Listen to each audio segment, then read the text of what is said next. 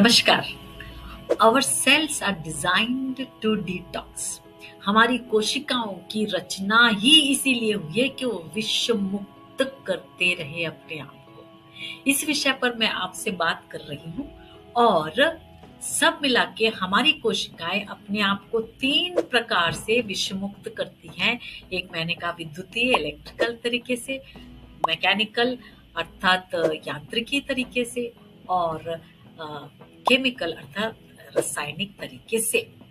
अब उसमें से मैंने रासायनिक तरीके पे 4 तरीके होते हैं उसके ऊपर बात कर रही थी और हमने खत्म किया फर्स्ट मेथड। पहला जो तरीका होता है वो है माइंड पावर अर्थात मन की शक्ति। अब आज से लेकर कुछ एपिसोड तक आपको ये बताऊंगी कि दूसरा जो केमिकल फंक्शन है ऑक्सीडेशन और तीसरा हाइड्रेशन।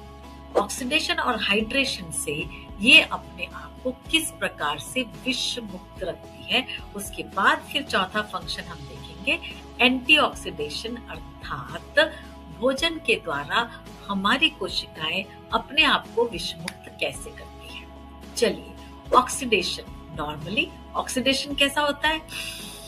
हम श्वास ले रहे हैं, हमारे श्वास लेने से 20% ऑक्सीजन हमारे एनवायरनमेंट में है, पर्यावरण में है, उसमें से 5% हमारी कोशिकाएं स्वीकार करती है और उसी से वह काम करती है। और ये ऑक्सीजन सीधे रक्त के द्वारा एक एक कोशिकाओं में पहुंचती है और हर कोशिका के अंदर एक माइटोकॉन्ड्रिया होता है जिसको हम पावर हाउस कहते हैं, या मैं सिंपल भाषा में उसे किचन कहती हूँ, हमारा रसोई घर है।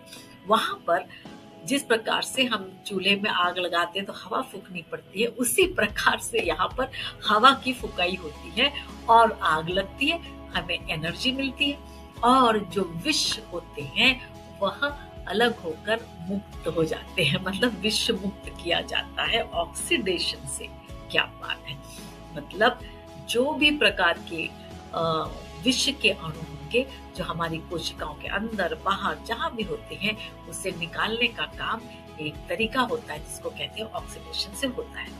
और फिर क्या होता है? एनर्जी मिलती है और आप कार्बन डाइऑक्साइड बाहर निकाल लेते हैं। और कार्बन डाइऑक्साइड पेड़ पौधों को इस्तेमाल होते हैं।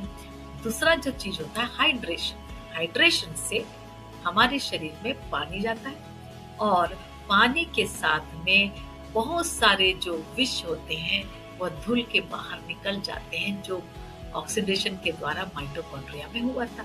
कैसे? पसीना और पेशाब से। पसीना और पेशाब को यदि टेस्ट किया जाए तो दोनों का केमिकल कॉम्पोजिशन बिल्कुल सेम होता है ना? मजेदार। तो देखिए, माइंड पावर जिससे एंडोक्राइन सिस्टम को काम से हम लोग अपने आप को विष मुक्त करते हैं। अब ऑक्सीडेशन और हाइड्रेशन। अब भाई इतना होने के बावजूद भी फिर हम बीमार पड़ते क्यों हैं? बस यही तो है प्रश्न। हम बीमार पड़ जाते हैं इसीलिए कि कुछ ऐसे टॉक्सिन हमारे शरीर में प्रवेश कर जाता है जिसे हम निकाल नहीं पाते अपने इस ऑक्सीडेशन से। यहाँ तक कि प्राणायाम, अलोम विलोम और कहते कपाल भारती, सभी प्रकार के ऑक्सीजन थेरेपीज होती हैं, उससे ये निकल नहीं पाती हैं। तब हम परेशान हो जाते हैं। अब क्या किया जाए? परेशान होने की जरूरत नहीं है। किसी भी प्रकार की विष हमारे शरीर में प्रवेश करे तो उसे निकालने के लिए एक स्पेशल ऑक्सीजन को हम भेज सकते हैं। जब 2 मॉलिक्यूल ऑक्सीजन 1 मॉलिक्यूल क्लोराइड के साथ में जो हमें नमक से मिलता है जाए, उसको पानी में डालकर हमारे शरीर में दिया जाए तो वह एक खास काम करता है, सिलेक्टिव किलर का। क्योंकि ऑक्सीजन अपना कैरेक्टर बदल लेता है क्लोराइड के प्रेजेंस में, और कोशिकाओं में ये क्लोराइड उसको ये बताता है ऑक्सीजन को कि किसकी पीएच कितना है। जिसका भी पीएच 7 से कम हो उसको ऑक्सीजन जाके स्वाहा कर देता है ना? मजेदार चीज। और जिसका भी पीएच 7 और उससे ऊपर हो उसे कुछ कर ही नहीं सकता। तो मैं इसे कहती हूँ सिलेक्टिव किलर, चुन चुन के मारने वाला, सफाई करने वाला, है ना? मजेदार चीज ये है। और अगले सेशन में मैं आपको बताऊंगी ये है क्या चीज और उससे कैसे आप अपना विष मुक्त करने में अपनी कोशिका को मदद कर सकते हैं।